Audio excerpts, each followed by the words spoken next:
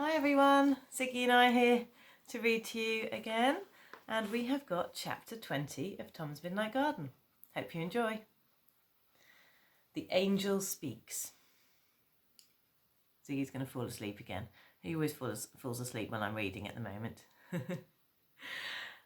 That Tuesday night, Tom did not know how he might find Hattie, whether she would still be in bed after her fall, or whether she would be up and about in the garden again, or whether she would already be trying out the social pleasures with which James had tempted her. Can you see? This is Ziggy. Oh, he was just going to sleep there. I'd put a little cushion out for him to lie on, but he's stretching now and he's gone off. I'm sorry he's not staying to listen today. Tom had been ready for changes in Hattie. What took him utterly by surprise when he opened the garden door was a change in the season. It was midwinter, not a dreary grey midwinter, but one shining with new fallen snow. Every tree and bush and plant was muffled in white. Only the deeper alcoves of the yews had been sheltered from snow, and these seemed to watch Tom like dark, deep-set eyes. In its way, this weather was as perfect as the summer weather had been. There was a great stillness, and Tom held his breath, enchanted by the scene before him. Then a moorhen, probably driven by the severity of the weather to leave the river and seek food in the garden, appeared from under one of the bushes by the lawn, stooping nervously, jerky, and yet unhurried.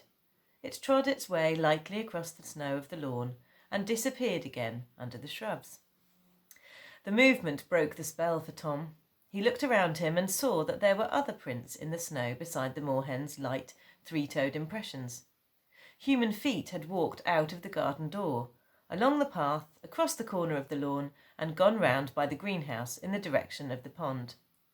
Tom was at once sure that these were Hattie's, and he followed the trail. Round the end of the greenhouse he tracked her, and then came within sight of the pond. There was Hattie. The pond was frozen over, and one end had been swept clear of snow.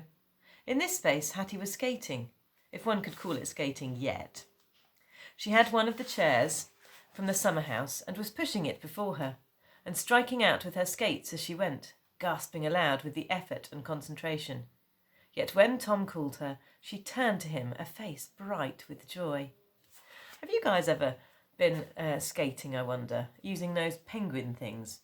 I think they make it much harder to skate. I think you should just go for it. "Why, Tom!" she cried, and hobbled towards the side of the pond, and stood there with her toes turned inward, as if otherwise her skates might take it into their heads to try dashing away in opposite directions. "Hattie," said Tom, "I wanted you promised—" "But you're thinner," said Hattie, frowning to herself. "Thinner?" said Tom. "No, I'm fatter." He knew that for certain, because Aunt Gwen had recently paid a penny to have him weighed, and she had been very pleased with the result. I didn't mean that. I meant thinner through," said Hattie, and then said with a look of consternation, "Oh no, I didn't mean that either. At least, I don't know what I could have meant, or rather—" "It doesn't matter," said Tom impatiently. "But I want you to find out for me about the picture on the grandfather clock." He saw Hattie looking uncertain, so he added, "You did say you would." "Did I? When you fell from our treehouse. We talked of it after that." "Why, that was long ago. If you've waited so long, Tom, couldn't you wait a little longer? Must you know now? Wouldn't you rather watch me skate?" In a rush she told Tom how her skating was improving, and that soon she could go skating with the others, with Hubert and James and Edgar and Bertie Codling, and the Chapman girls, and young Barty and all the others. "Don't you like skating, Tom?" she ended. "Haven't you ever learnt?" "Yes," said Tom, "but now, Hattie, please do as you promised, and come and open the grandfather clock for me and show me what the picture means." Sighing, Hattie sat down on the summer-house chair, took off her skating boots and skates, put on her ordinary shoes, and went back with Tom to the house. As she went, she said something about the explanation of the picture being a revelation, or so Tom thought he heard her say. In the hall, standing by the grandfather clock, Hattie listened carefully for a moment. "Aunt will be upstairs." She turned the key in the keyhole and unlocked the clock case. While she was feeling for the catch of the dial front, Tom took a look at the inside of the pendulum case. He saw shadows and cobwebs, and then he saw the pendulum that swung to and fro with the ticking of the clock. The bob that ended the pendulum was a flat, round disc of metal, gilded. It shone like a sun as it moved to and fro. Tom saw that there was a flourish of lettering across the gilt. Even as the bob swung, he could make out what was written there. Time no longer. Time no longer, said Tom in surprise. Yes, said Hattie, struggling with the unfamiliar latch. That's it. But no longer than what? No, you don't understand. Wait.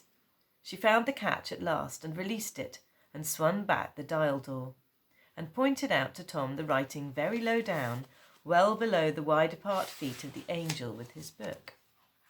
Look, I thought it was the book of Revelation, but I couldn't remember the chapter and verse. Tom read, Rev X, meaning 10, 1 to 6. He was repeating this aloud to memorize it when Hattie said, Hush, wasn't that a movement upstairs? In a fright, she refastened the clock doors and hurried Tom away into the garden. Revelation chapter 10, verses 1 to 6, Tom repeated as they went. I ought to get my Bible, and then I could look it up for you, said Hattie, but she seemed very much disinclined to go indoors again and upstairs. Then Tom thought of Abel's Bible that he kept in the heating house, and they went there. Tom noticed how easily Hattie opened the door now. She reached the square of iron at the top without even needing to stand on her toes. She had certainly grown a great deal since those early days in the garden.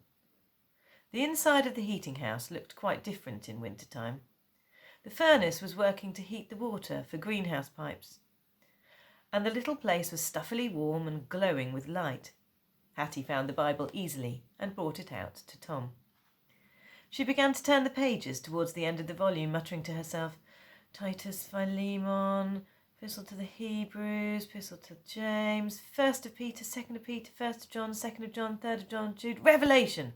Revelation is the last book in the Bible. Hattie was now among the chapters of the Revelation of St. John the Divine, and Tom was reading over her arm. There was the slightest sound, the sound of snow being compressed under a footfall, and they both looked up. Abel had come round the corner of the nut stubs. Perhaps he had been on his way to stoke the furnace. Perhaps, for he carried a besom broom, he had come to sweep the rest of the pond ice for Hattie. He stood dumbfounded. Hattie saw the amazement on Abel's face and misunderstood it. She thought he was looking at the Bible, whereas he was looking at Tom, or rather at Tom in the company of the Bible. Abel, said Hattie nervously, do you mind? Of course, I wanted to look something up in the Bible quickly. Abel still stared. I'm very sorry if you object, said Hattie, and waited. No. He seemed to be working something out in his mind. For there's truth in that book, and salvation. Them that reads that book, no, they cannot altogether be damned. He touched his forelock in what seemed a kind of misplaced apology, but Tom knew that the apology was intended and was for him. With that, as though he did not like to intrude, Abel left them.